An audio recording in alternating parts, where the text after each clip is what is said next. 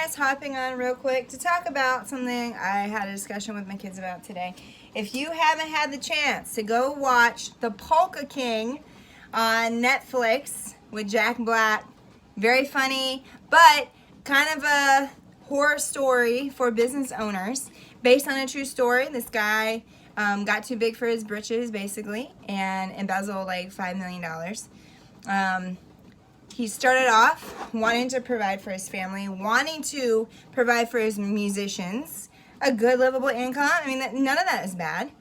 But then he got too greedy. He wanted to do more. He wanted to travel more. He wanted to be, the best and win a Grammy and all this stuff. And he ended up having a tragic story of loss, going to jail, almost losing his son. Sorry for the spoilers, okay? But it just made me think about, as a business owner, you're always living in this tension of, yes, you want to provide a livable income for your family, you want to pay bills, you don't want to be in debt, you want to have food on the table, and that's all great. But you don't want to be over here where you're too much, too soon, doing too much, being in debt, making it look great online, but you're really cutting corners, you're really, charging too much on your account, whatever negative things are in a business owner.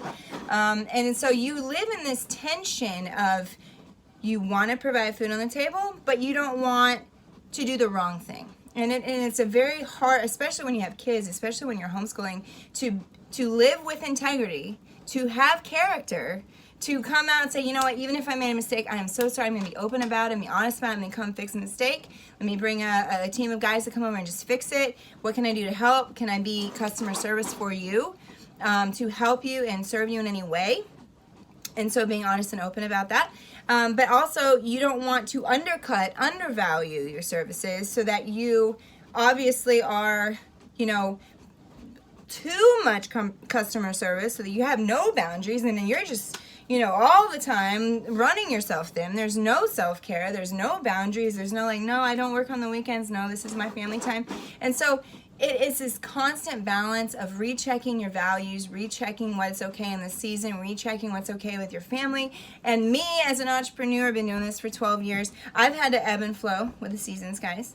And started out off as a wedding photographer, did that for like 6-7 years, got awarded all these awards. We were flying out to Austin, we were flying out to Kentucky, we did Guatemala, we did Honduras, we did Colombia, we went to Maryland. I mean, we were getting asked to fly and all this stuff. But then what was the cost of that? Cost of that was somebody was watching my kids all weekend, 14 hours a day. I was flying, I was getting all this stuff, I was getting a lot of traction and money, but I was being away from my kids. So I had to semi-retire from doing that.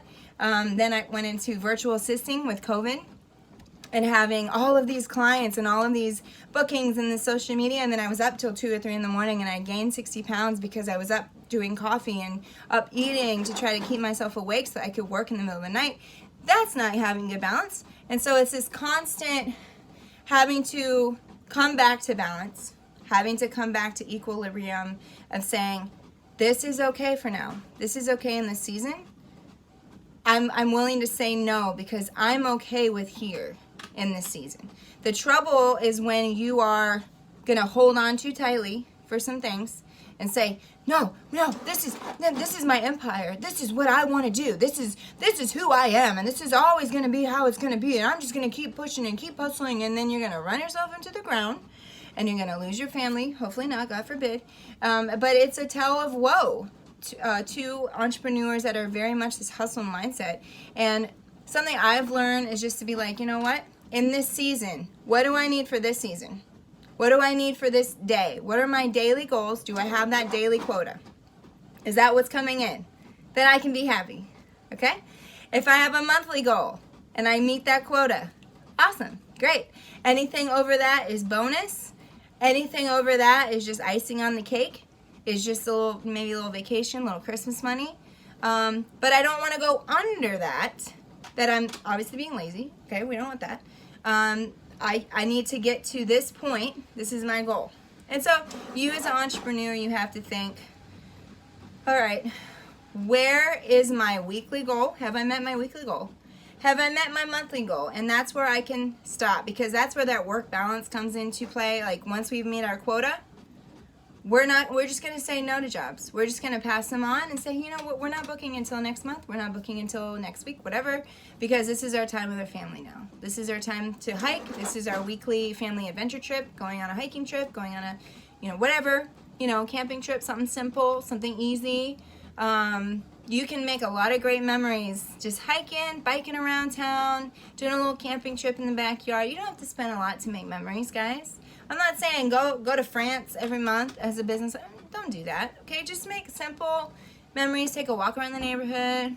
Go get ice cream as a family. Something that you're making time. And if you don't schedule that work-life balance, it will overwhelm you. You will say yes to everything. You'll be available all the time. Your phone will ring until 3 o'clock in the morning. I've been there. Warning. Okay? So anyway, that's my word to the wise when I'm printing off, packets for customers and clients. And welcome to the life. Anyway, those are my morning Sunday thoughts. Hope you're having a great self-care day. Love you guys. Peace out.